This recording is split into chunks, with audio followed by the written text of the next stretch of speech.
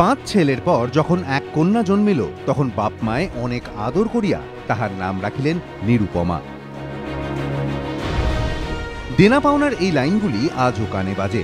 এই ছোট গল্পে রবীন্দ্রনাথ ঠাকুর তৎকালীন সমাজে পণ প্রথার কুৎসিত ছবিটা তুলে ধরেছিলেন, দেখিয়েছিলেন পণ প্রথার জন্য কিভাবে নিরুপমাকে নিজের জীবন বিসর্জন দিতে হয়েছিল। সেটা ছিল 1890 সাল, আর এটা 2016। সেদিনের নিরুপমা আজকের মিতা। পণ প্রথা আর কত প্রাণ নেবে? মিতার মৃত্যু তদন্তে নেমে একাধিক প্রশ্নের উত্তর খোঁজার চেষ্টা করছে পুলিশ। মিতার স্বামীর দাবি, গলায় দড়ির ফাঁস লাগানো অবস্থায় মিতার দেহ ঝুলছিল। নামাতে গিয়েই খাটে ধাক্কা লাগায় স্ত্রীর মুখে কপালে আঘাত লাগে। কিন্তু ময়না তদন্তের প্রাথমিক রিপোর্ট অনুযায়ী মৃতদেহ নামাতে গিয়ে ওরকম গভীর আঘাত প্রায় অসম্ভব। মিতার মোবাইল ফোন পরীক্ষা করে পুলিশ দেখেছে, নবমীতে রাত 2:55 থেকে 3:04 পর্যন্ত প্রতি মিনিটে একবার করে রানার ফোনে 10 বার মিসড কল হয়েছিল। সেই ফোন ধরা হয়নি। কেন ফোন ধরা হয়নি খতিয়ে দেখছেন তদন্তকারীরা।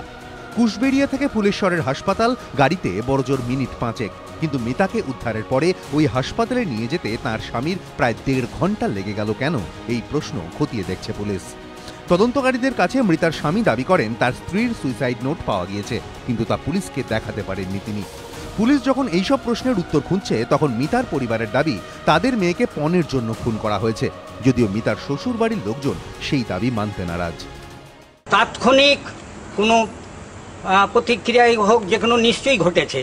হ্যাঁ, সেই এতে তার সোসাইটি আত্মহত্যাই করেছে। হ্যাঁ, এটা আমরা একবারে সুস্পষ্টভাবে বলতে পারি। পুলিশ সব দিক খতিয়ে দেখছে। এবিপি আনন্দ।